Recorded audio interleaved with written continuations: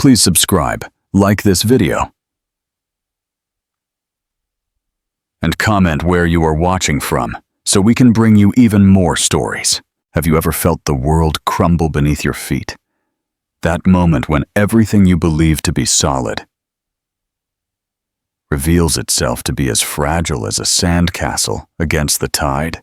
For Elena, that moment arrived on a cold, gray afternoon when the skies of London seemed to cry for her, foreshadowing the tears that would soon stream down her face.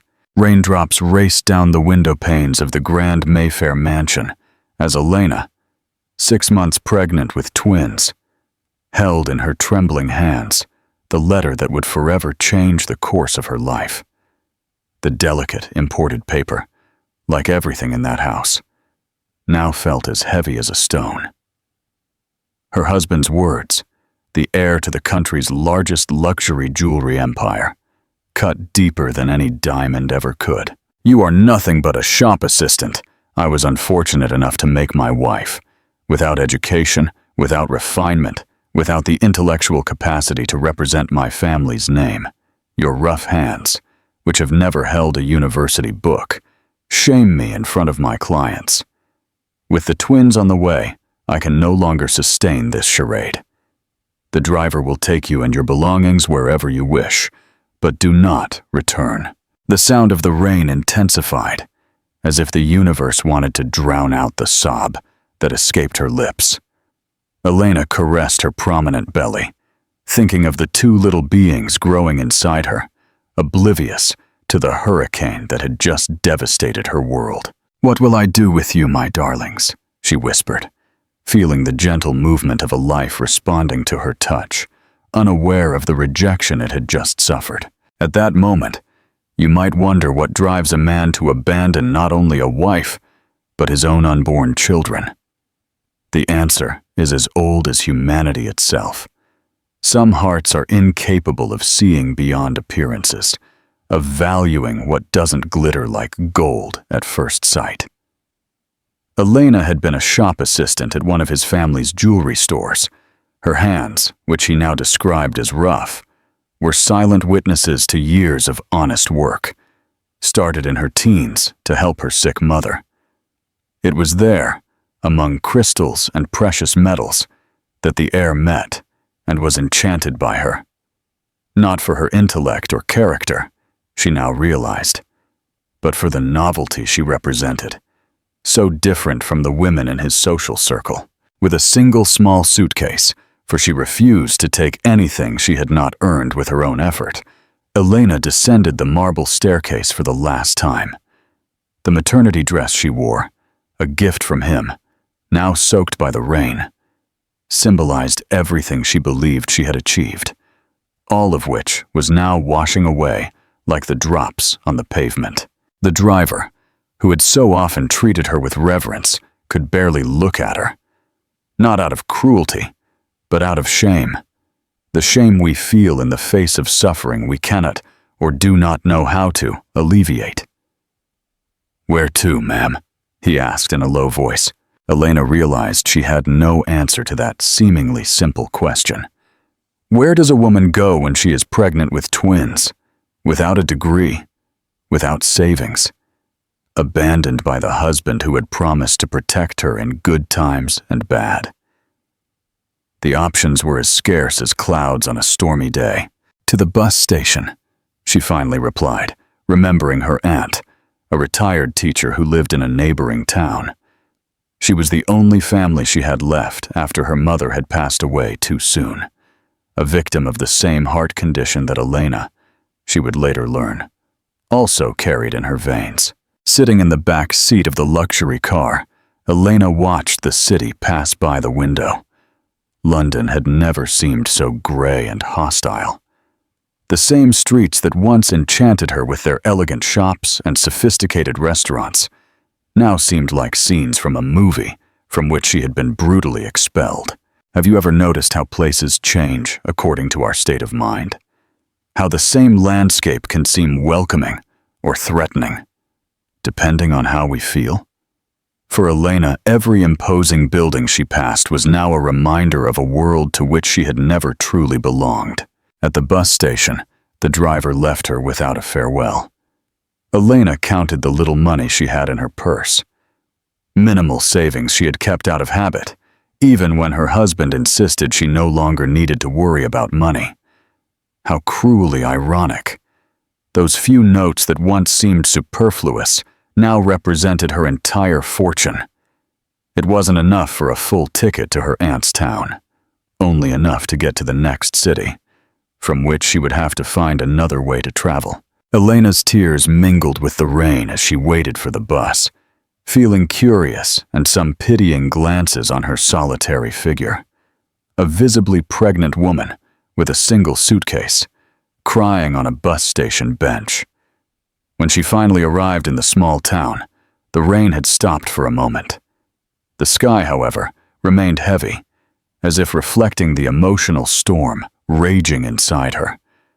With her last money, she paid for a taxi to her aunt's modest house, a retired teacher who had dedicated her life to teaching other people's children, never having her own.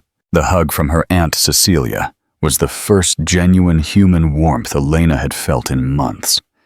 No accusatory questions, no silent judgments, just the unconditional welcome that only those who know the pain of others can offer. "My dear girl," the woman with gray hair and kind eyes said, "you are home now." That simple phrase, said with such sincerity, triggered a deep and liberating cry in Elena. It was as if for the first time she could let out all the pain of rejection, all the fear of the uncertain future, all the shame of having believed in a fairy tale that had turned out to be a cruel farce. That night, with acute pain and her blood pressure soaring, Elena was rushed to the small town's public hospital. The contrast with the private clinics in London, where she had had her prenatal care until then, could not have been greater.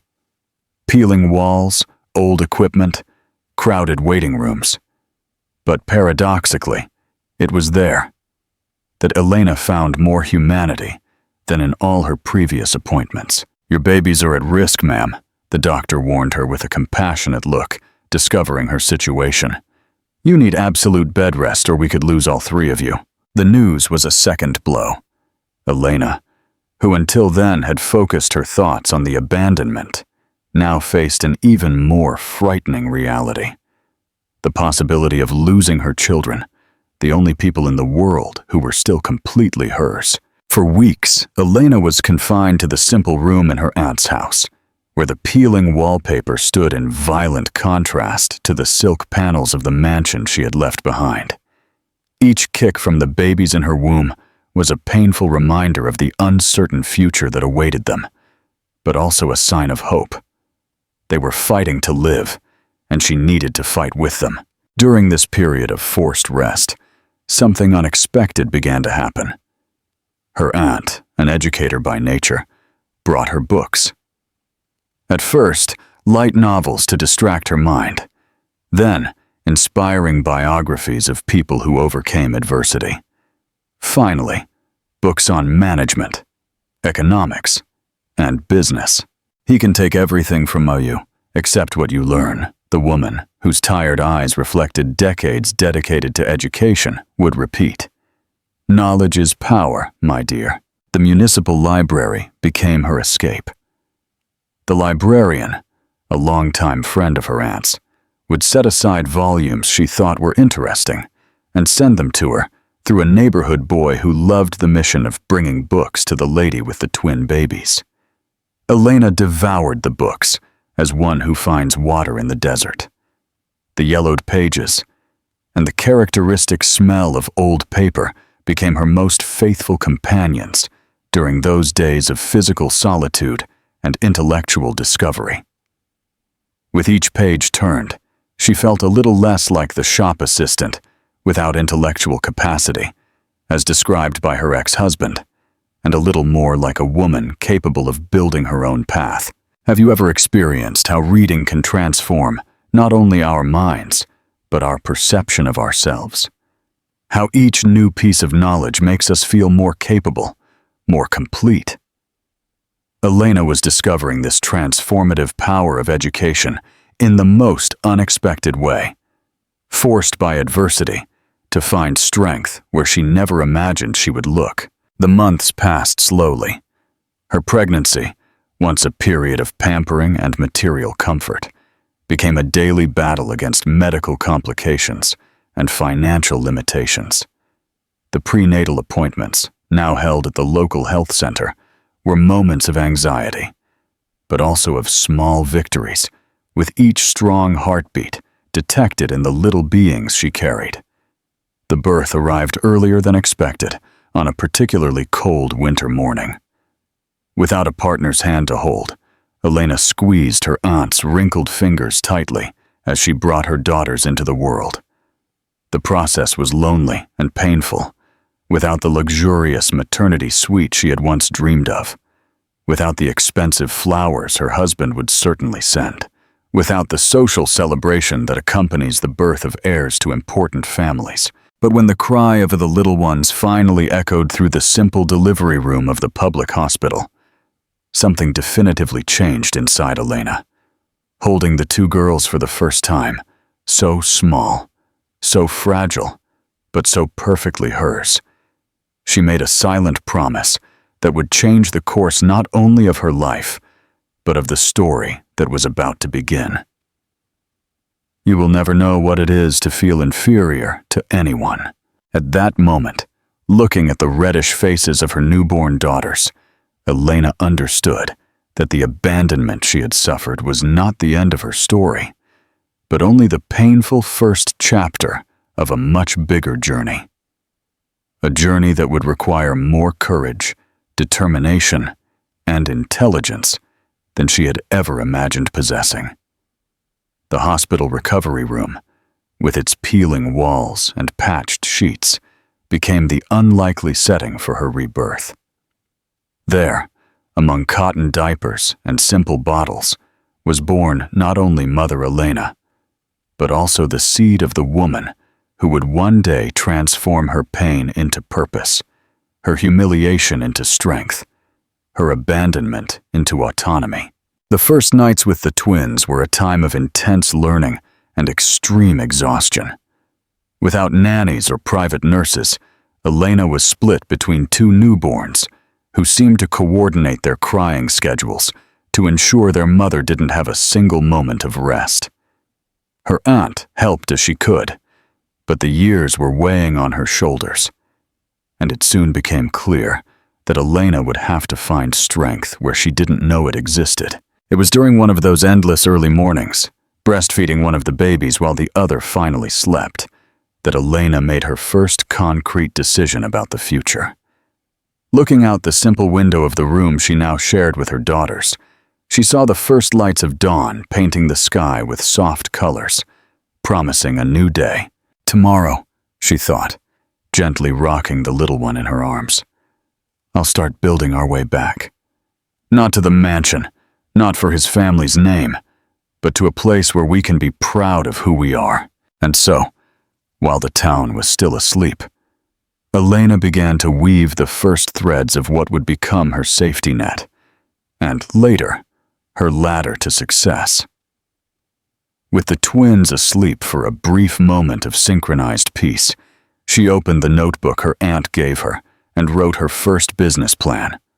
Simple, rudimentary, but profoundly significant. Handmade jewelry by Elena, she wrote, with a hand trembling from exhaustion, but firm in purpose. The irony was not lost on her. To use the very sector that had rejected her as a springboard for her independence. But there was something poetic in this choice, something that spoke of redemption, of transformation, of social alchemy. That morning marked the true beginning of the journey that would transform the unrefined shop assistant into one of the most influential women in the country. A journey that would prove that true value is not in the external shine of jewels, but in the inner strength of those who create them with purpose. And what about you? What is your purpose? What would you do if everything you had built were suddenly torn from your hands? Where would you find the strength to start over, not just for yourself, but for others who depend completely on your love and determination? As you reflect on these questions, remember Elena. Not the first lady she would one day become, not the successful businesswoman or the visionary political leader, but the young abandoned mother who, in the darkest hours of the morning, found the courage to believe that dawn always comes, even after the longest night. The first years were a time of extreme privation. The simple room she shared with the twins in her aunt's house had become the epicenter of a new world, a miniature universe where three hearts beat together, facing each dawn with the silent courage of those who have no alternative but to move forward. The nights were long. While the little ones slept, Elena worked. Her fingers, which once had perfectly manicured nails, now had small cuts and calluses. The contrast between the millionaire jewels she once wore and the beaded necklaces she now produced was a constant wound that she transformed into fuel. Have you ever noticed how a person's hands tell their story? Elena's narrated a tale of fall and rise, of fragility transformed into strength. Under the dim light of a patched lamp, while the silence of the early morning was broken only by the soft breathing of her daughters, she created small pieces of crafts that she sold at local fairs. "They're not real jewels," an occasional customer would say, disdainfully examining a pair of earrings made with dyed seeds. "It depends on what you consider real," Elena would reply with a serene smile. "These seeds grew under the same sun that makes diamonds shine." This kind of answer began to attract a loyal clientele. Women who bought her pieces not just for their rustic beauty, but for the meaning Elena infused in each creation. The twins grew fast. Lauren and Beatrice, names chosen to mean victorious and she who brings happiness, celebrated their first birthday with a small party in Aunt Cecilia's backyard. There were no expensive presents or sophisticated decorations, just a simple cake, some colorful balloons, and the overflowing love of two women. It was at this simple party that Elena met Marina, a teacher at the local school who had come with Aunt Cecilia. Observing the crafts on display, Marina asked the question that would change the course of her trajectory. "Have you ever thought about teaching these techniques at the neighborhood cultural workshop? We pay by the hour. It's not much, but it would be extra income." The proposal came like a wave of possibilities. Teaching? She who had so often been told she didn't have enough knowledge? The initial insecurity was quickly overcome by a practical need. Any additional source of income would be welcome. "I don't know if I have the capacity to teach," Elena confessed, rocking Beatrice. "Anyone who can create pieces like these while raising two daughters alone has more capacity than she imagines," Marina replied, with the unwavering conviction of educators who see potential where others see only limitations. The first class was a test of courage. In front of 15 women, Elena trembled inside. Her hands, skilled at creating, seemed clumsy when trying to demonstrate. Her voice, firm when humming her daughters to sleep, came out hesitant when explaining techniques she mastered intuitively. But something happened during those initial 2 hours. As she shared not just techniques, but the stories behind each piece, Elena discovered a new side of herself. The ability to connect, to inspire, to transform her personal experience into something that could benefit other people. "When I started, I only had half a pack of beads and a dull pair of scissors," she told the students. "What makes a piece special isn't the value of the material, but the intention we put into it." At the end of that first class, 3 women waited to talk to her in private. They all had different stories of abandonment. In each of them, Elena recognized a piece of her own pain, now transformed into the potential for healing. "We are like these rough stones," said the oldest woman, who cried silently while holding an unfinished pendant. "Not always beautiful at first glance, but full of possibilities." The workshop, which was supposed to be fortnightly, became weekly due to growing demand. Soon, Elena was not just teaching crafts, but, without realizing it, leading a support group for women in personal reconstruction. Her students brought materials they found, fallen seeds in the park, pieces of broken pottery, old buttons, and learned to transform waste into art, abandonment into beauty. The nights of study continued. After putting the twins to sleep, Elena would pore over books she now borrowed from the local university library, thanks to Marina's intervention. The study nights were fueled by watery coffee and illuminated by weak lamps that made her eyes burn. "You should think about going to college, ma'am," the librarian suggested. "There are scholarships for single mothers with good performance." College. The word echoed in her mind like a distant dream. In the mansion she had left behind, her ex-husband used to make acid comments about her lack of formal education. The idea of proving her intellectual capacity, not to him, but to herself and her daughters, began to germinate. The application forms for the entrance exam were filled out by hand over several early mornings. Each question seemed like an obstacle. Each field revealed a gap in her history. "Last educational institution attended?" the document asked. The night high school, completed with difficulty, seemed insufficient given the competition she would face. The preparation was intense. While the twins were at the community daycare, Elena was split between crafts, classes at the cultural workshop, and studying for the entrance exam. Every minute was precious, every break a luxury she rarely allowed herself. The night of the exam arrived. With a kiss on her daughters' foreheads, Elena headed to the university. The illuminated campus, with its imposing buildings and well-kept gardens, seemed to belong to another world, a universe of opportunities from which she had been excluded for so long. "You have 3 hours to complete the exam," the proctor announced. Looking at those pages that would determine her future, Elena felt the weight of her entire journey.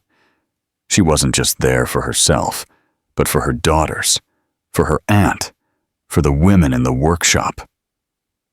She took a deep breath and began to answer, converting every doubt into determination, every insecurity into focus. The results came on a Saturday morning. Elena was at the local fair when Marina appeared with an envelope in her hand and a smile she couldn't contain. "Open it," she said, holding out the official paper. With trembling fingers, Elena tore open the envelope. The words danced before her tear-filled eyes. "Approved. Business administration. Full scholarship for single mother in a situation of social vulnerability." The hug she gave Marina was filled with a gratitude that no words could express.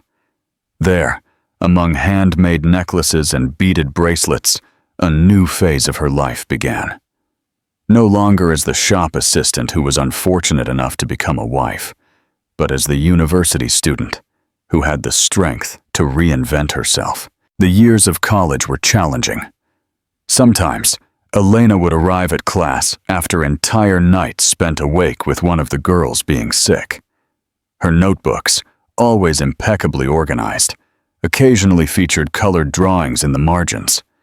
Small artistic interventions from Lauren and Beatrice during the rare moments when sleep overtook them during their mother's study sessions. "How do you do it?"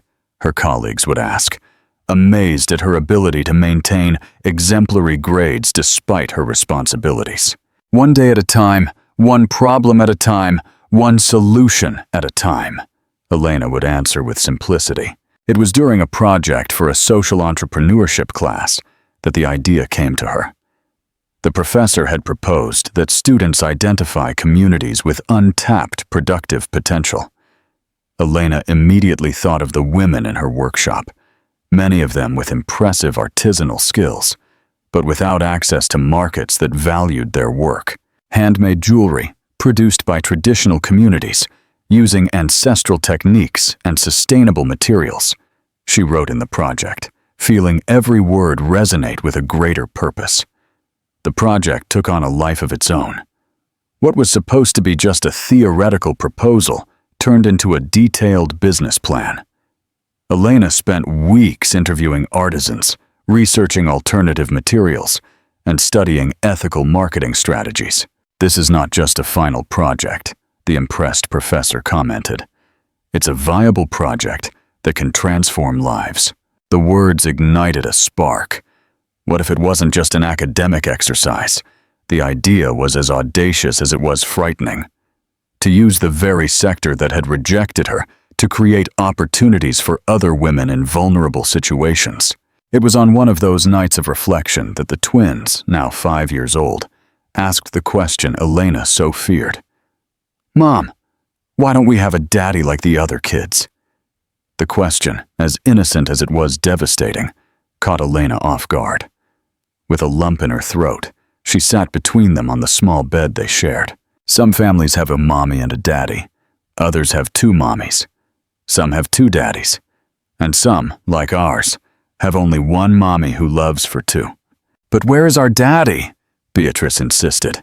Elena swallowed the lump in her throat and said only, "He chose to shine alone." The answer seemed to temporarily satisfy the childish curiosity. But for Elena, that conversation reopened wounds. In her simple dresser, she kept the only piece of jewelry she had not returned, a small sapphire brooch he had given her, saying it matched her ignorance about the world. That night, Elena contemplated the brooch. The deep blue stone, which had once made her feel diminished, now seemed to hold a new meaning. It was no longer a symbol of her supposed ignorance, but a silent testament to how much she had learned and grown. The turning point came when, after graduating with honors in business administration, Elena developed a revolutionary project. Handmade jewelry produced by traditional communities using ancestral techniques and sustainable materials. The project not only won the National Innovation Award, but also attracted the attention of an important visiting professor, Dr. Isabel Santos, a renowned anthropologist. Dr. Isabel saw in this brilliant former student more than just a talented administrator. She saw a born leader with scars that told stories of resilience. "You transform rough stones into jewels, but more importantly, you transform pain into purpose," the mentor said, inviting her to lead a government project for training extractive communities. The irony was not lost on Elena. The very sector that had rejected her was now opening up to welcome her, not as a trophy wife, but as a brilliant mind capable of revolutionizing a traditionally elitist market. Accepting that invitation meant leaving the relative security she had achieved. It meant moving to the capital with the girls, now 6 years old, abandoning the comfort of Aunt Cecilia's house, and diving into a universe of public policy and high responsibility. "I'm scared," she confessed to her aunt as they packed for the move. "What if I'm not capable? What if I'm exposing myself too much? What if you transform the lives of hundreds of women just like you?" the woman interrupted. "Fear is only useful when it makes us more careful, not when it paralyzes us. Go, my child. Show the world that some people need to be broken to discover the strength that exists inside them." The day before they left, Elena received news that stunned her. An exclusive report revealed the dubious origin of the precious stones sold by her ex-husband's empire, with accusations of involvement in illegal extraction. The photos showed the once powerful jeweler, now with deep circles under his eyes, leaving the federal police headquarters after giving his statement. His jewelry stores, once a synonym for luxury, were closing their doors one by one. Elena watched that photo for a long time, feeling a strange absence of satisfaction. What she felt was a confirmation of what she had always suspected. True value was not in precious stones, but in the integrity with which we lead our lives. "Mom, why are you looking at that man in the magazine?" Lauren asked, peeking over her shoulder. "I'm learning an important lesson, my love," Elena replied, closing the magazine and hugging her daughter. "That not all that glitters is gold, and that a person's true value is not in what they possess, but in what they build." The next morning, with the twins excited about the adventure of a plane trip, the first of their lives. Elena took one last look at the simple house that had been her refuge. That place never had the luxury of the mansion she had once called home. But it had something infinitely more valuable: the dignity of someone who rebuilds life with her own hands, brick by brick, dream by dream. "Are we ready, Mom?" the girls asked in unison, holding small backpacks. "Yes, my loves," Elena replied with deep conviction. "We're ready to build our next chapter." Have you ever stopped to think about the different layers of meaning behind the words value and precious? About how our understanding of these words changes as we mature and face challenges?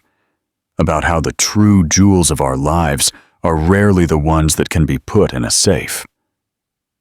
Elena was just beginning to understand the true meaning of these concepts, and her journey, marked by painful falls and inspiring rises, still held twists that even the most skilled precious stonecutter could not have foreseen.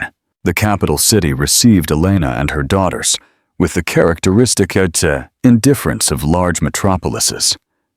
The functional apartment assigned to her as the new coordinator of the government project was modest but comfortable, 3 times larger than the room they had shared in Aunt Cecilia's house, yet infinitely smaller than the mansion where the twins had been conceived. "It's too big, Mom!" Beatrice exclaimed, running from one room to another with childish energy.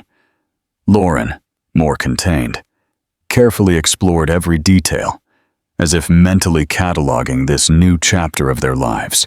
The first day at the office was challenging. The Sustainable Gems project only existed on paper, an ambitious proposal to connect traditional semi-precious stone extraction communities to ethical markets, ensuring fair income and environmental preservation. "Half of the communities don't even have legal documentation to operate," her assistant explained. "The men work in precarious conditions, while the women process the stones without proper equipment and are exposed to dangerous chemicals." The scenario was discouraging, but for Elena, each obstacle had a familiar face. That of the women from her workshop, that of the single mothers in search of dignity, that of her own story. Her first decision surprised the team. Instead of starting the work with traditional technical reports, Elena embarked on a series of visits to the extractive communities. "You don't build trust over a video call," she explained to the director, who questioned the need for so many trips. "We need to listen before we speak, to understand before we propose." For 3 months, Elena immersed herself in the reality of the communities. In each village, she sat in conversation circles with local women, offering attentive ears to stories that rarely found a place in the air-conditioned offices of Washington, D.C. The twins, who accompanied her on trips during school vacations, became beloved mascots, building bridges of trust that no official document could establish. "Your hands can do magic," an elderly artisan commented, watching Elena help with polishing an amethyst. "Where does that knowledge come from?" "From need," she answered simply. "Life teaches us precisely what we need to learn to survive it." It was in these unpretentious conversations that the true innovation of the project was born.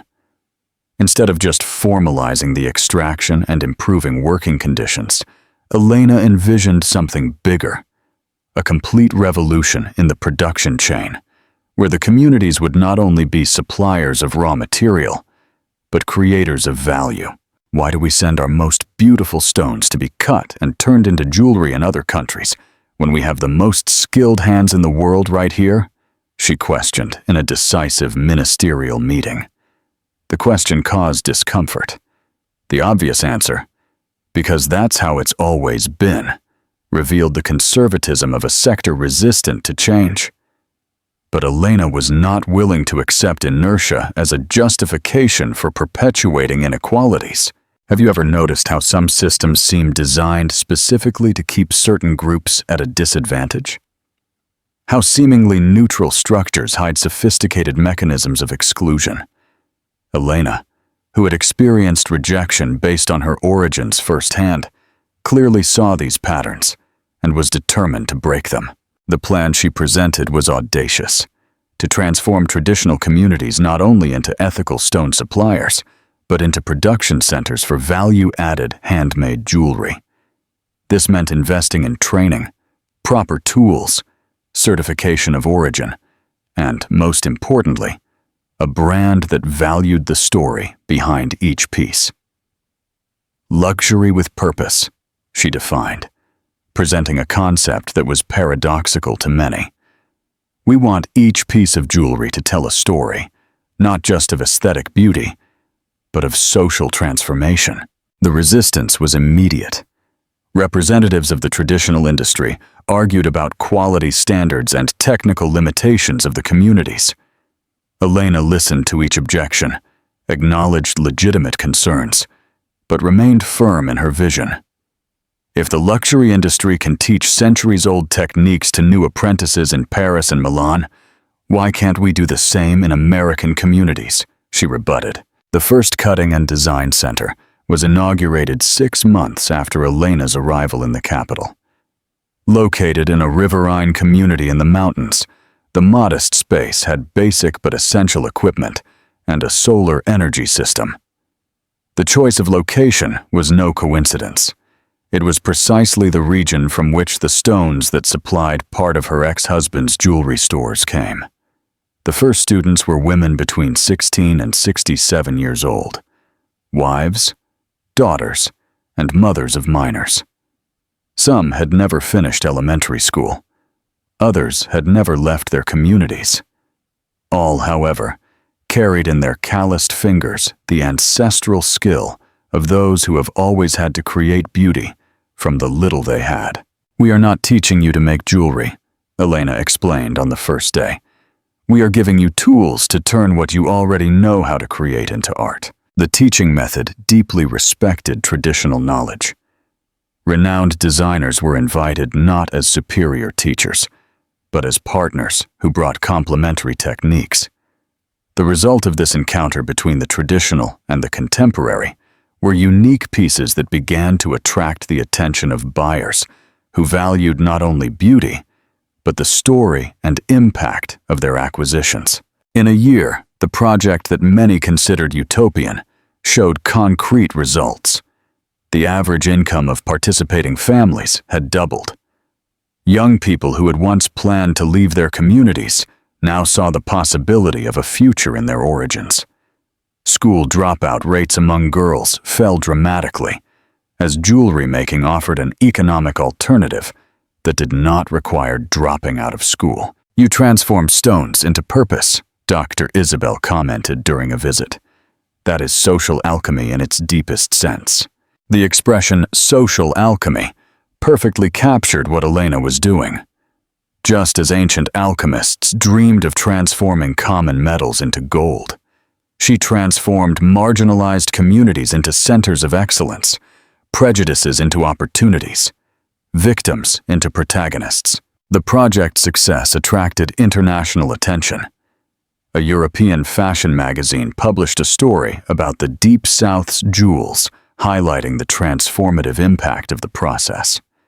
The report featured Elena as the social alchemist who transforms misery into art, a definition that made her simultaneously proud and uncomfortable. "I'm not the one who transforms anything," she insisted in interviews. "I just created conditions for these women to transform their own realities." This attitude of redirecting the spotlight to the true protagonists was a fundamental part of the project's authenticity. In a world where social impact often became just a marketing strategy, Elena's approach established a new paradigm of truly ethical business. Meanwhile, at home, the twins were growing up, adapted to the new reality. The public school they attended offered educational opportunities that Elena could never have provided alone. Lauren developed a passion for science, while Beatrice showed talent for the arts, complementarities that made them an unbeatable duo.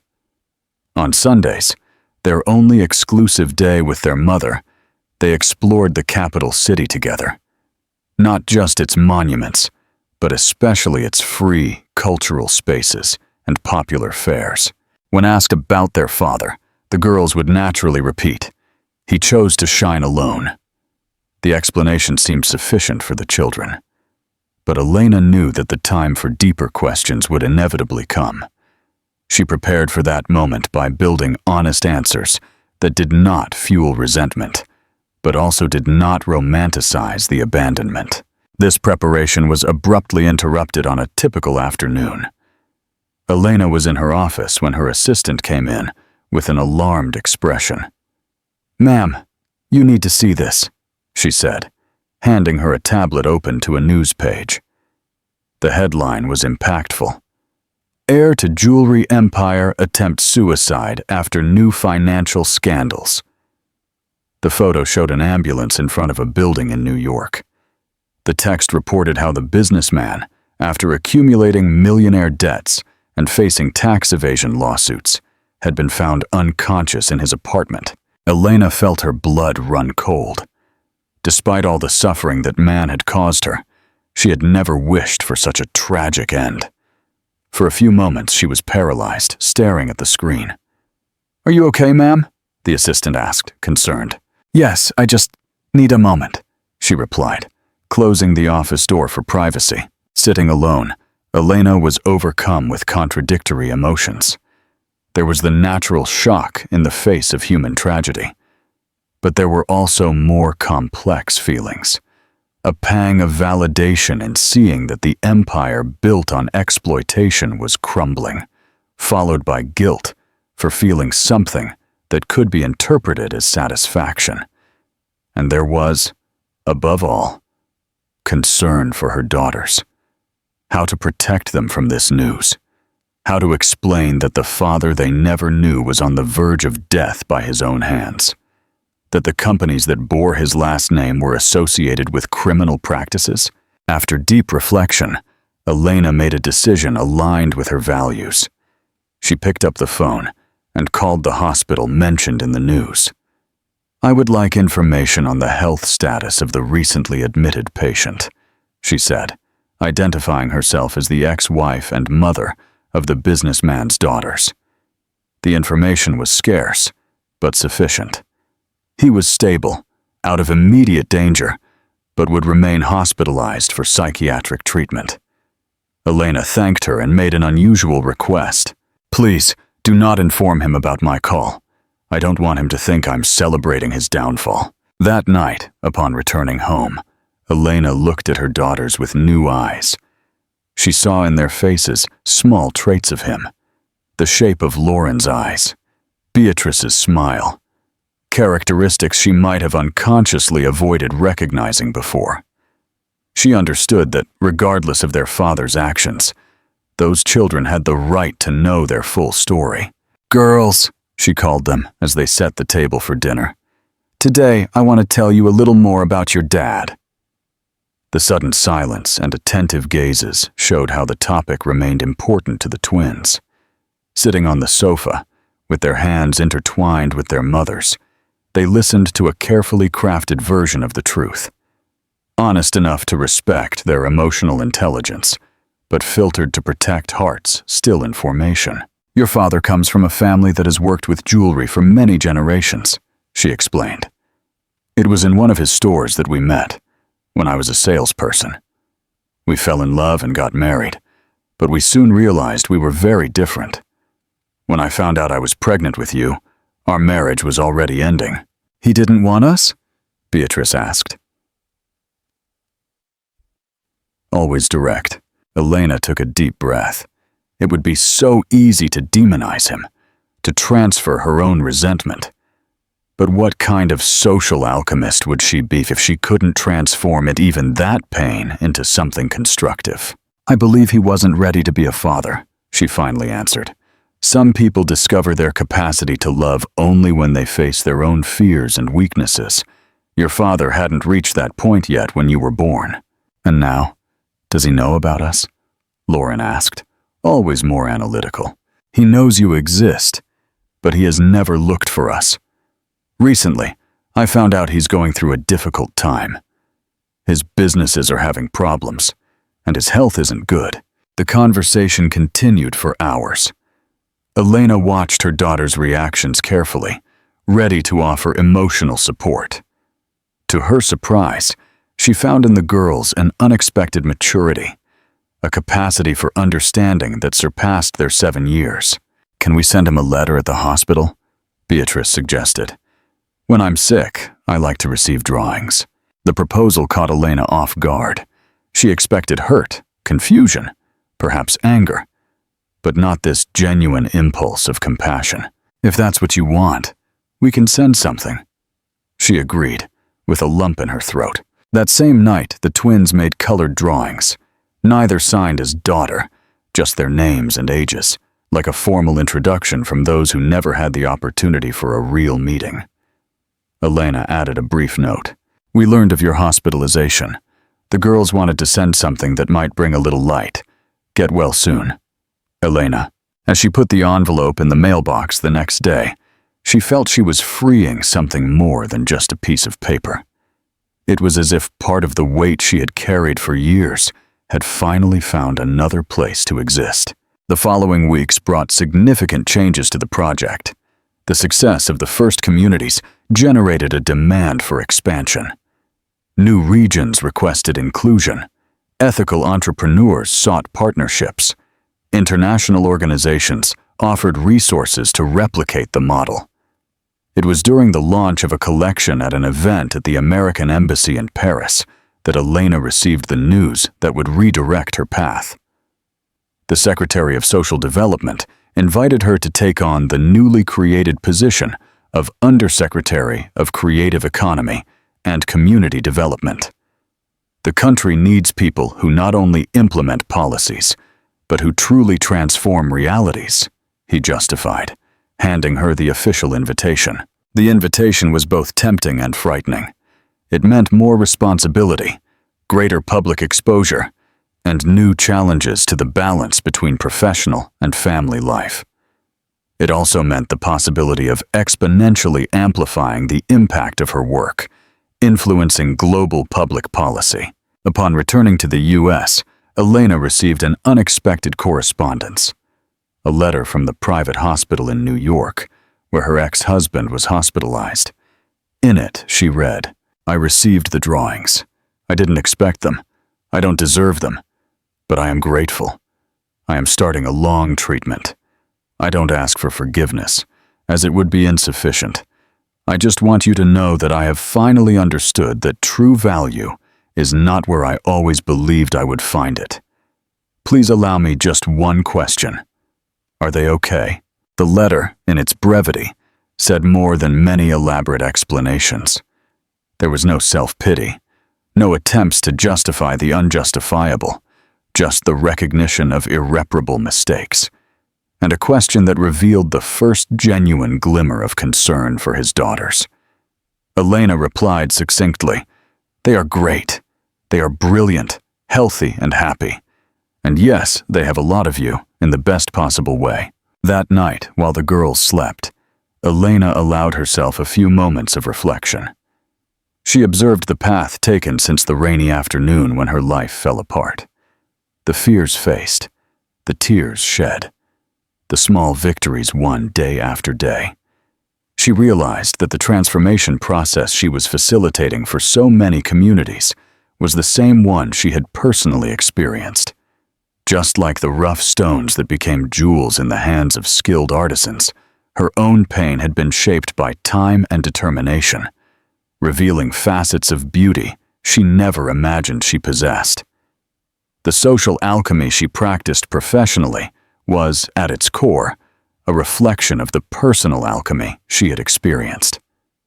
The transformation of suffering into purpose, of abandonment into autonomy, of fear into creative courage. And what about you? What silent alchemy is happening in your life right now? What pains are slowly being transformed into purpose? What rejections are secretly turning into new forms of connection? True transformations rarely happen in dramatic explosions. More often, they occur in the silence of daily decisions, in the warmth of small acts of courage, in the persistence of those who refuse to be defined by their adverse circumstances. The most powerful alchemy is not the one that transforms metals into gold, but the one that converts painful experiences into compassionate wisdom, the kind of transmutation that not only changes our own story, but that spreads silently, transforming the world around us. Under Elena's leadership, the Undersecretariat of Creative Economy and Community Development quickly became one of the most dynamic government agencies. In just 2 years, the model that began with jewelry artisan communities had been replicated in other sectors, from Native American ceramics to woven textiles of the Southwest. What started as a local project became a comprehensive public policy. "You've created a completely new paradigm for social policy," a journalist commented. During an interview, "What's the secret?" Elena smiled before answering. "There's no secret, just 3 simple principles. First, recognize that people already have valuable knowledge. Second, understand that dignity is as important as income. Third, always remember that real transformations take time. There are no magic solutions." The answer captured the essence of her work. Going against the political tradition of seeking immediate results, Elena insisted on long-term processes, prioritizing structural changes over fleeting successes. This stance sometimes created friction with other government sectors, eager for impressive statistics. "Genuine results are built in harvest time, not in mandate time," she would say in ministerial meetings when pressured for more visible actions. At home, the twins were entering pre-adolescence with a mix of maturity and vulnerability. At 10 years old, Lauren and Beatrice were extraordinarily articulate, the result of an upbringing where they were always treated with intellectual and emotional respect. The family routine had found its rhythm.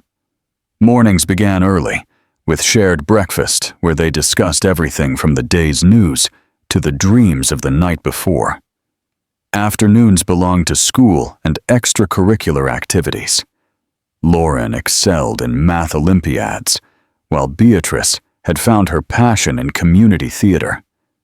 The evenings were reserved for schoolwork, shared reading, and family councils, moments when the 3 discussed important decisions. "Why don't we live in a bigger house now that you're an undersecretary?" Beatrice asked during one of these councils.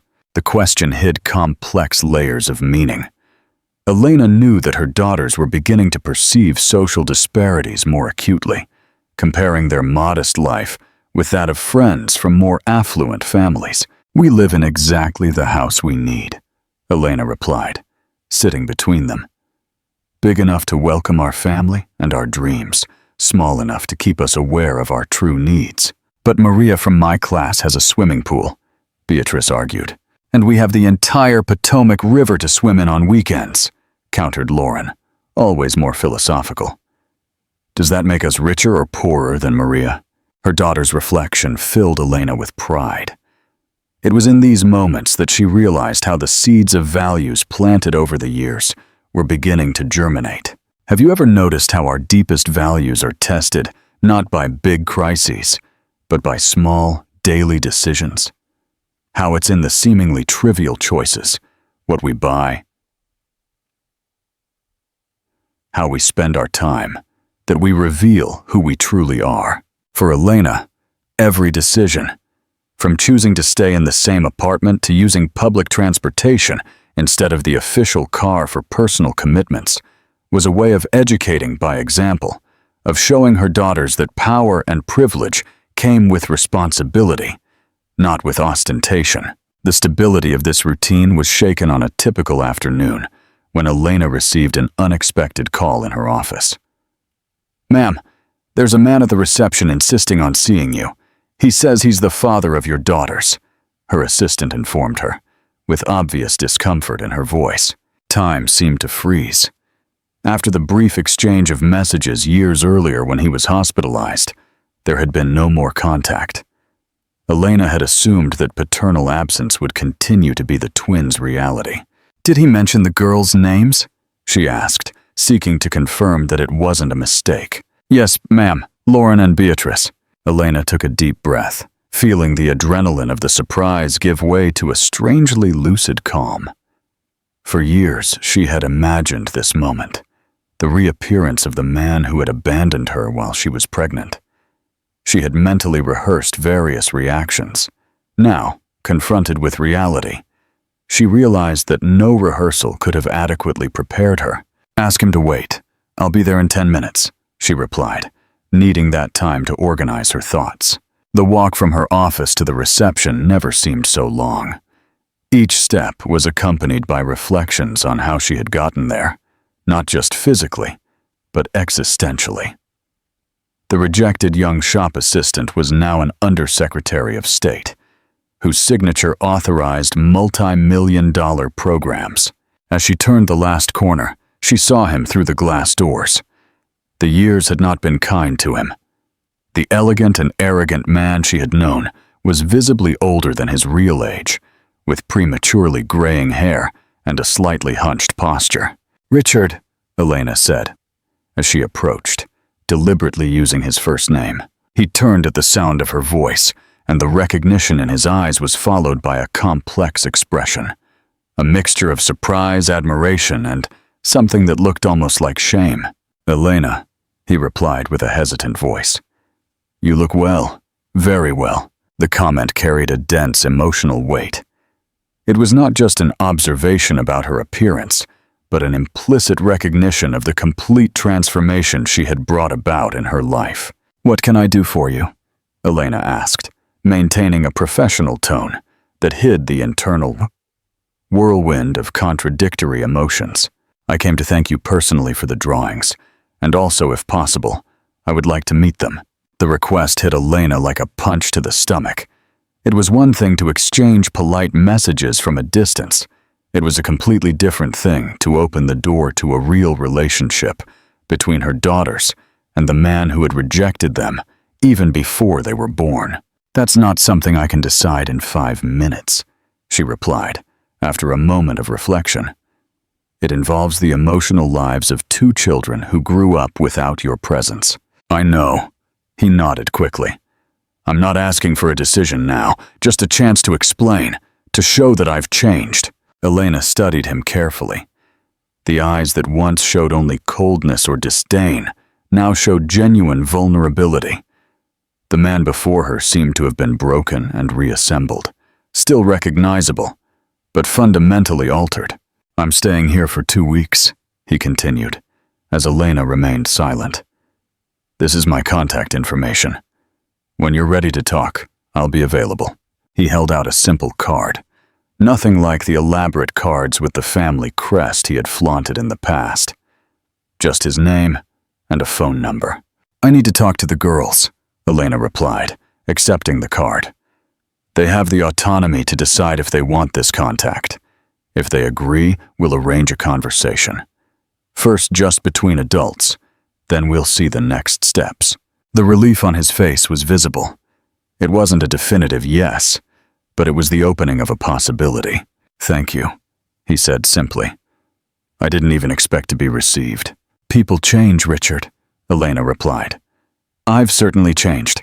It would be hypocritical not to consider that you might have changed too." That night was one of intense reflection for Elena. After putting the girls to bed, she stayed for hours on the apartment's balcony, watching the lights of the capital. How to tell her daughters that the father they never knew wanted to see them. How to prepare them for a possible meeting without creating unrealistic expectations. How to protect them from potential disappointments without depriving them of the right to know their own history. The next morning, during breakfast before school, she approached the subject delicately. "Girls, something happened yesterday that we need to talk about," she began, watching their reactions carefully. "Your dad is in D.C. and has asked to meet you." The silence that followed was dense. Lauren, always analytical, frowned. Beatrice held her juice glass in the air, as if in a frozen scene. "Is he sick again?" Lauren finally asked, revealing how the narrative of the hospitalization years earlier remained the main reference for their absent father. No, he's not sick. The important thing is for you to know that the decision to meet him or not is completely up to you. There's no right or wrong answer here. Do you think we should? Beatrice asked, seeking guidance. Elena took a deep breath. It would be so easy to influence that decision. A negative insinuation, a revealing facial expression would be enough. The girls would follow any subtle clue she offered. But that would be betraying the autonomy she had always sought to develop in them. I think you should listen to your hearts and ask Anna all the questions you need to make a comfortable decision, she replied. And know that, regardless of what you decide, I will be by your side every step of the way. After a full day of emotional processing, the twins reached a decision that revealed surprising wisdom. We want to meet him, Lauren announced. But first, you two should talk alone to work out the grown-up stuff. And then we want to meet him in a neutral place, not at our house. The articulation of the demand for neutral territory impressed Elena. The girls intuited the importance of emotional boundaries in this delicate reunion. The preliminary meeting between the adults took place at a discreet cafe. Richard was already waiting for her, visibly nervous, with a thick envelope he handled repeatedly. "Thank you for coming," he said, when he door, "and for considering all this." Elena nodded. "The girls have decided they want to meet you, but first we need to establish some clear parameters." The conversation that followed was an exercise in personal diplomacy. Elena, who negotiated daily with ministers and businessmen, now found herself in a much more intimate negotiation, establishing the basis for a possible relationship between her daughters and the man who had once rejected them. "I need to know your real intentions," she said. "Is this a passing interest or something you intend to sustain over time? Because if you're going to show up in their lives just to disappear again, I'd rather we not even start." "I lost everything, Elena," he replied, looking her directly in the eyes. "My family's empire, the market's respect. But the worst loss was realizing the terrible man I had become. Someone capable of abandoning his own family with words that don't even deserve to be remembered." He paused. "I don't expect forgiveness or a central role in their lives. Just the chance to know them, to offer what I can, to perhaps one day deserve to be called Dad." The sincerity touched Elena more deeply than she would like to admit. "And what about practical matters?" she asked, moving to concrete aspects. "Where are you living now? What do you do for a living?" "I sold the last apartment in New York and bought a simple house in a town upstate," he explained. "I teach gemology at a local technical school.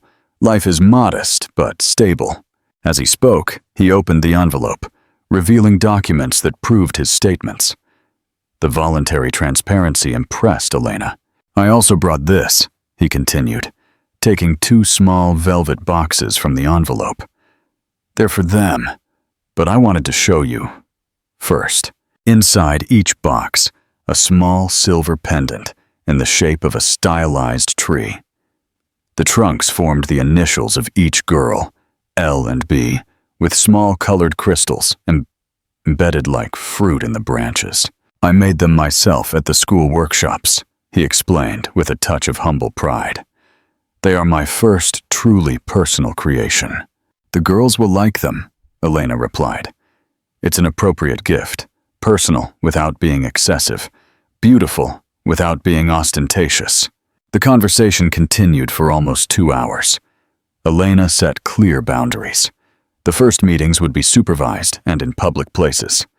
There would be no promises until he demonstrated real commitment. Any sign of instability would immediately end the process. "There's one more thing I need to say," Elena said, as the conversation came to a close. "I don't hold resentment against you. The life I built from that rejection brought me more than I ever would have had if we had stayed together. The abandonment you imposed on us ended up being the catalyst for me to discover strengths I didn't even know I possessed. I'm not saying this to diminish the seriousness of what you did, she continued, but so that you understand that there's no room for paralyzing guilt in this new possibility. If you're going to be in the girls' lives, you need to look forward. I understand, he replied. I didn't come looking for easy redemption, but for real responsibility. The Saturday of the meeting dawned sunny. The twins paid special attention to their choice of clothes, not out of vanity, but for the symbolic weight they attached to that first meeting. At the park, Richard was already waiting for them. As he saw the three of them approaching, his expression shifted between anxiety, emotion, and a particular kind of fear. The initial introductions were marked by formality. It was Beatrice who broke the ice. Mom says you made our pendants. They're very pretty. The question opened up a conversation about craftsmanship. Soon, they were sitting on a bench with the girls curious about the jewelry-making process. Can I show you? He asked, taking a small tool case from his backpack. I brought a few things, in case you were interested. The next few hours passed in an improvised workshop, with Richard showing basic techniques. The girls created small pieces, and Elena observed from a distance. In the following months, a gradual routine of contact was established. Richard visited DC regularly, spending weekends with the girls. The activities evolved from supervised meetings to more natural moments. A movie visit, a cooking class, an afternoon helping with school projects. During vacation, the girls visited Richard in his new town, getting to know the school where he taught and the simple house where he lived.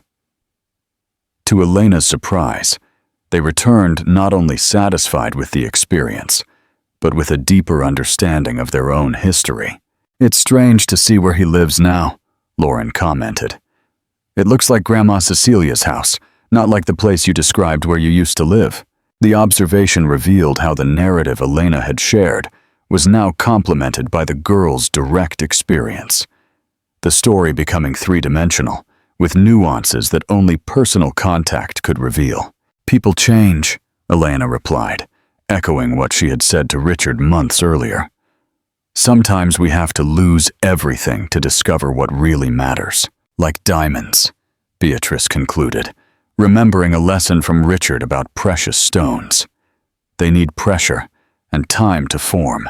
The metaphor, coming spontaneously from the girl, perfectly captured the transformation process they were all experiencing. An existential alchemy, where pressure and time converted painful experiences into something of lasting value. And what about you? What diamonds are being formed under the pressure of your own challenging circumstances? What silent transformations are taking place as you navigate from the time of difficulties to the time of revelations? 4 years had passed since Richard reappeared in the lives of Elena and the twins. Years of cautious reconstruction, of small discoveries, of tested and respected boundaries. A delicate balance had been achieved, not the conventional family Elena had once imagined, but a peculiar and functional arrangement, where each person had found their place. Relationships, like precious stones, have their own properties. Some are like diamonds, forged under extreme pressure, resistant to scratches. Others resemble opals, delicate, changeable, revealing different colors depending on the angle of the light. The relationship between Elena and Richard had transformed into something similar to amber, an ancient resin that preserves fragments of a story that can no longer be altered, but that acquires its own beauty in its transparency. The twins, now 14, were flourishing in the complex tapestry of relationships that formed their emotional universe. Beatrice, the artist of the duo, had developed a remarkable talent for jewelry design, inspired by both her father's technical teachings and her mother's aesthetic sense. Lauren, the scientist, surprised everyone by developing a passion for mineralogy and geology, fascinated not by the external beauty of the stones, but by the crystalline structures that composed them. In her professional life, Elena was facing new challenges. After 6 years as an undersecretary, she had been invited to coordinate an international program under the umbrella of the United Nations, an initiative to replicate the American model of community development based on traditional knowledge in other countries. The invitation was both an honor and a dilemma. It would mean frequent trips, periods on other continents, a new family dynamic, just as the twins were entering adolescence. On the other hand, it represented the opportunity to exponentially amplify the impact of her work, influencing global public policies. "What do you think about this?" she asked her daughters during a family dinner after explaining the proposal in detail. As she had always done in important decisions, she included them in the process, not just informing, but truly consulting. "Would you work with communities like the ones we visited last year?" Lauren asked, referring to a trip they took together to a Native American reservation in Arizona. "Yes, with similar communities in different countries. In Africa, in Asia, throughout Latin America," Elena confirmed. "Then you should accept," Beatrice said with conviction. "You look different when you're with those women. More alive, more yourself." The observation, in its adolescent simplicity, captured something Elena didn't always admit to herself. How that work, more than a career, was a fundamental part of her identity. "She's right," Lawrence agreed, always more pragmatic. "Besides, we're in the digital age. We can video chat every day. And maybe we can visit some of those places during our vacations?" The last comment revealed how the daughters had inherited Elena's adventurous spirit. The ability to see changes as opportunities, not as threats. "We still need to discuss the logistics," Elena interjected. "Who would stay with you during my longer trips? How would we manage the school routine? Have you thought about talking to Dad?" Beatrice suggested naturally. The suggestion surprised Elena. In all the scenarios she had mentally contemplated, she had not considered Richard as a possible support for her new professional phase. The idea that the man who had once abandoned her while she was pregnant could now be part of the support network that would allow her international rise seemed like an irony of fate, too great to be conceived. "I think it would be good for everyone," Lauren continued, noticing her mother's hesitation. "He has commented several times that he would like to spend more time with us, and it would be a chance to see if we are really capable of trusting him with important things." The last observation impressed Elena deeply. She saw there the precocious wisdom of those who understand that trust is not declared, but tested in concrete situations. "I can talk to him about it," she finally agreed. The conversation with Richard was surprisingly productive. The gemology professor who had emerged from the ashes of the failed businessman proved to be not only receptive, but genuinely enthusiastic about the possibility of taking on more responsibility in his daughters' lives. "I could adjust my hours at the technical school to be with them during your longer trips," he offered. "And for shorter periods, if you agree, I can move to an apartment in DC to keep their routine intact." The solution, so simple and functional, seemed almost absurdly normal for a story that had begun with so much drama and rupture. "Are you sure this won't compromise your work?" Elena asked, still cautious. The ironic question here would be, "Why do you care about my work now?" He replied with a light smile that indicated self-irony, not accusation. "But the honest answer is, my priority is the girls. It always should have been. If I can make up for some of the lost time by being useful now, that's not a sacrifice, it's a privilege." The plan was gradually implemented. Elena accepted the international position, but negotiated a 6-month transition. Richard rented a small apartment near the girls' school, testing the new dynamic in short periods before taking on greater responsibilities. To the surprise of many, particularly Elena herself, the arrangement worked admirably well. Richard proved to be a responsible and attentive father, capable of balancing necessary boundaries with appropriate freedoms. The twins, far from feeling abandoned by their mother's travels, blossomed with the new arrangement. "He cooks better than you," Beatrice confided to her mother during a video call when Elena was in her first month in Africa. "But he still hasn't learned to make that special carrot cake, and he's teaching us advanced gem cutting," Lauren added. "He says he just learned recently, but he already masters impressive techniques." The updates filled Elena with gratitude for the life she had managed to build for her daughters, not in spite of the initial adverse circumstances, but in a way, through them. It was during one of those routine video calls that an unexpected piece of news came up in the conversation. "We have a surprise to tell you," Lauren announced, exchanging conspiratorial glances with her sister. "We decided to enter an international sustainable jewelry design contest.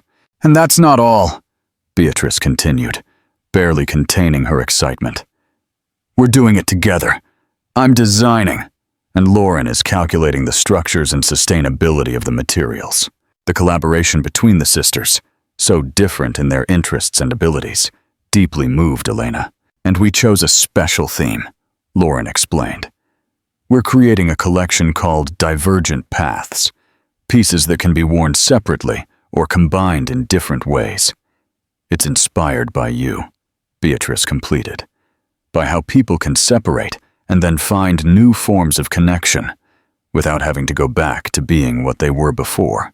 The metaphor, so sophisticated for 14-year-olds, revealed a deep understanding of their family history.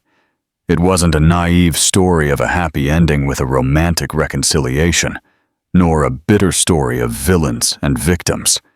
It was the mature recognition of how relationships can evolve, transform, and find new meanings, even after painful ruptures. "Dad is helping us with the technical execution," Lauren added, "but the concept is all ours." "It's absolutely beautiful," Elena replied, not hiding the emotion in her voice. "I can't wait to see it." The weeks on the African continent were intense and transformative. Elena worked with artisan communities in different countries, sharing the methodology developed in the US, and, more importantly, learning from local traditions. "The model you created in the US is revolutionary, not because of the technique, but because of the philosophy," a community leader in Kenya commented. "The idea that the communities themselves decide what they want to share and how, that they don't have to choose between tradition and innovation." In each community she visited, Elena shared not only technical strategies, but also her own story of transformation. Without glamorizing the suffering or romanticizing the overcoming, she offered her journey as an example of how adverse circumstances can become catalysts for profound changes. "When I was rejected and abandoned, I thought it was the end of my story," she told local women in conversation circles. "But it was just the difficult beginning of a different journey, one that allowed me to discover strengths I didn't know I possessed." Meanwhile, in DC, the twins advanced in their project for the international contest. With Richard's technical support and Elena's remote guidance, they developed a collection that impressed the preliminary judges, securing a place among the finalists. "We were selected for the final presentation in Paris," Beatrice announced in a video call. "They're going to pay for our trip and everything. The only problem is that we need a responsible adult to accompany us since we're minors. And the final is on the very week you'll be in Southeast Asia." The coincidence of dates seemed like a final test for the new family configuration they had established. "Dad said he could go with us if you authorize it." The sensitivity of the proposal showed how much Richard had evolved in his understanding of the family dynamic. "I think it would be wonderful if your dad accompanied you," Elena replied.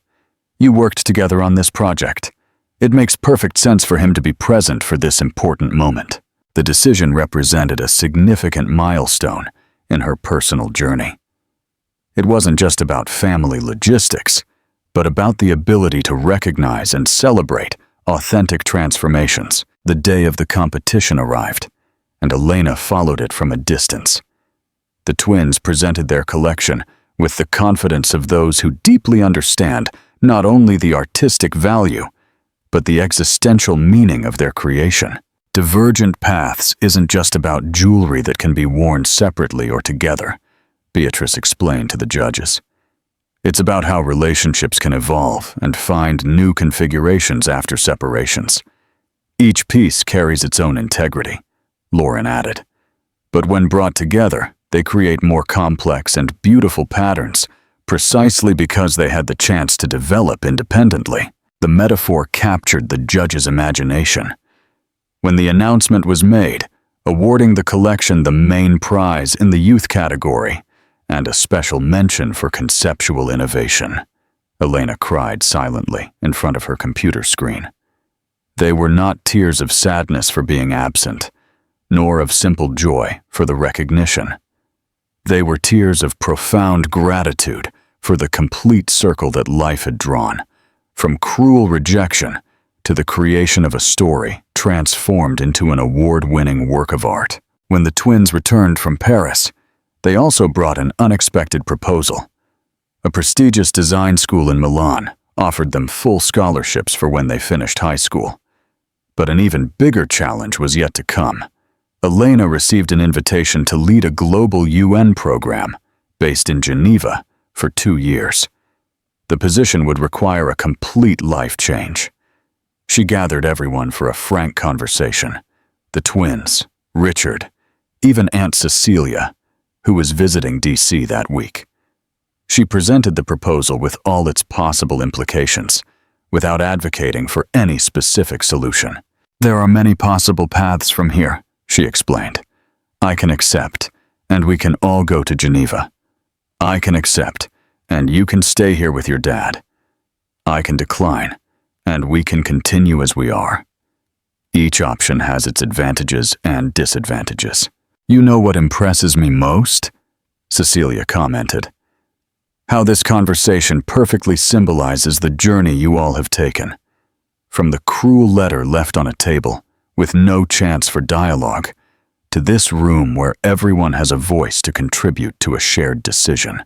The observation put into perspective not only the present moment, but the entire trajectory they had traveled, from unilateral and destructive communication to the dialogical construction of possibilities.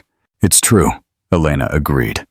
Regardless of what we decide, the very process of deciding together already represents a victory over the past. And maybe that's the real jewel we created, Beatrice added. Not the pieces that won the contest, but this family constellation we invented in our own way. The expression, family constellation, perfectly captured what they had built. Not a rigid and conventional structure, but a flexible arrangement of luminous points, connected by invisible lines of mutual respect and genuine affection. At the end of that week of deliberation, they reached a solution. The twins would spend a year in Geneva with Elena, attending an international school. Then they would decide if they wanted to stay or return to the US. Richard would reorganize his professional life to spend regular periods in Switzerland. It's like our jewelry collection, Lauren observed. Parts that work independently, but can also create new configurations together. On her last day in the US before the move, Elena visited the old mansion where she had briefly lived as a trophy wife. The house had been completely transformed. It had been sold years earlier, when the jewelry empire had collapsed. Only the main gate remained recognizable. Standing before that gate, Elena felt none of the emotions she had imagined. No resentment, no vengeful satisfaction, no nostalgia. What she experienced was something more surprising. Gratitude. Gratitude for the frightened young woman she had been, carrying a single small suitcase and an uncertain future in her womb. Gratitude for the pain, which, like a relentless chisel, had sculpted aspects of her character that might have remained dormant in more comfortable circumstances. Gratitude for the path that had led her not just to survive, but to flourish. At that moment, she fully understood something she had always known intuitively. Each of us is, in the end, the artisan of our own story. We don't control all circumstances, We don't choose all the available materials, but we have the power to decide what to do with what life presents to us. From the rejected shop assistant to the international expert, from the desperate single mother to the leader of an unconventional family, Elena had transformed every obstacle into an opportunity, every wound into wisdom, every rejection into a redefinition of herself. And as she walked away from the mansion, walking toward the future she had built with her own hands, once considered too rough to belong to that world, Elena smiled, realizing the sweetest irony of her journey. The same hands rejected for not being refined had become capable of molding not only valuable jewels, but a life of authentic meaning.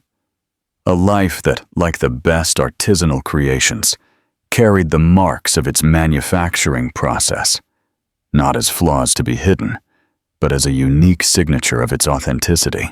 Want to hear more stories like this? Subscribe to the channel, give this video a like, and leave a comment sharing your thoughts on Elena's journey.